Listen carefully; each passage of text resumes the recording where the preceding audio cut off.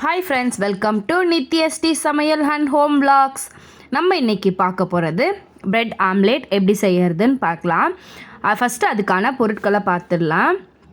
First நமக்கு 2 bread, அதுக்கப்புறமா ஒரு 3 பச்சை மிளகாயை குட்டி குட்டியாக நறுக்கி எடுத்து வச்சுக்கலாம்.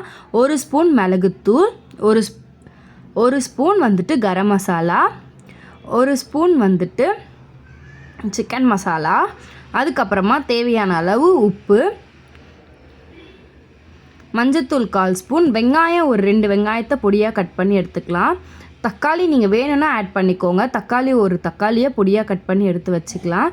நம்ம வந்துட்டு இப்போ மசாலா கலக்க போகிறோம். சால்ட்டு, கரம் மசாலா, சிக்கன் மசாலா, மிளகுத்தூள், மஞ்சத்தூள் இதை வரைக்கும் ஃபஸ்ட்டு வந்துட்டு நம்ம ஒரு கப்லேயோ போட்டுட்டு நம்ம வந்துட்டு வாட்டர் ஆட் பண்ணிவிட்டு நம்ம அந்த சால்ட் வந்துட்டு இதுவாகும் இல்லைங்களா, சால்ட்டு இது பண்ணுறதுக்காக நம்ம நல்லா பீட் பண்ணிக்கலாம். பீட் பண்ணிவிட்டு இப்போ வந்துட்டு நம்ம என்ன நம்ம வந்துட்டு எக்கு இருக்குது இல்லைங்களா, எக்கு வந்துட்டு ஒரு 5 எக்கு எடுத்துக்க போகிறோம். 5 எக்கு எடுத்துக்கிட்டு நம்ம இந்த மாதிரி உடச்சி எடுத்து ஊற்றிக்கிட்டு அதையும் நல்லா பீட் பண்ணி எடுத்து வச்சுக்கலாம்.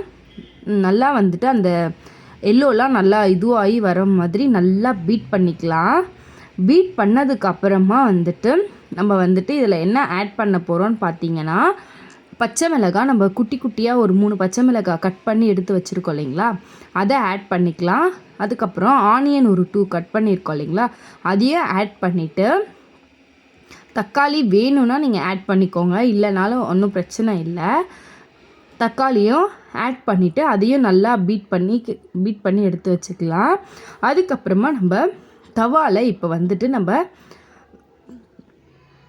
ப்ரெட்டை வந்துட்டு டோஸ்ட் பண்ணி எடுக்க போகிறோம். ப்ரெட்டை இந்த மாதிரி தவா வச்சுட்டு எண்ணெய் ஊற்றிட்டு ப்ரெட்டை நம்ம வந்து டபுள் சைடாக நல்லா ஒரு கோல்டு கலர் வர வரைக்கும் ரோஸ்ட் பண்ணிக்க போகிறோம்.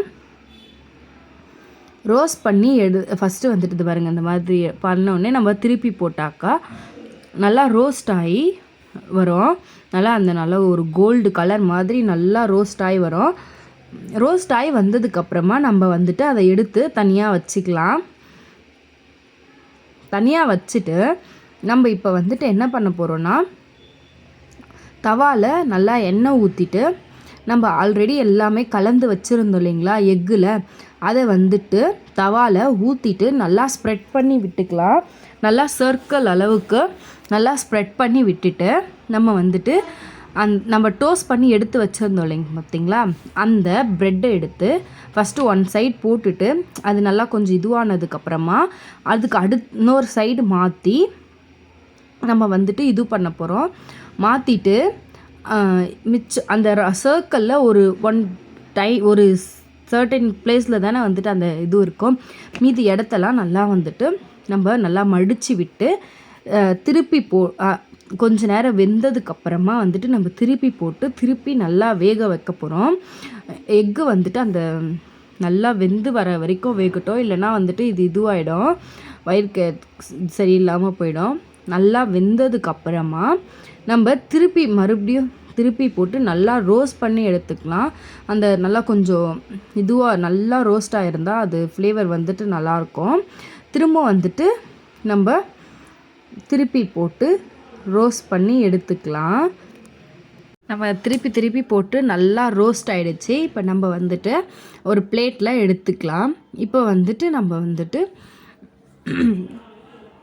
ரொம்ப டேஸ்டான பிரெட் ஆம்லேட் ரெடி ஆகிடுச்சு. இதுவே வந்துட்டு இன்னொரு டைப் இருக்குது, நான் வந்துட்டு அது இன்னொரு வீடியோவில் போடுறேன். இது வந்துட்டு ரொம்ப டேஸ்ட்டாக இருக்கும், பசங்களுக்கு ஈவினிங் ஸ்நாக்ஸ்க்கு நல்லாயிருக்கும். எப்படி இருக்குன்னு கமெண்ட் பண்ணுங்கள், லைக் பண்ணுங்கள், ஷேர் பண்ணுங்கள், சப்ஸ்கிரைப் பண்ணுங்கள் அண்ட் பெல் பட்டனை கிளிக் பண்ணுங்கள், கமெண்ட் பண்ணுங்கள். Thank you friends.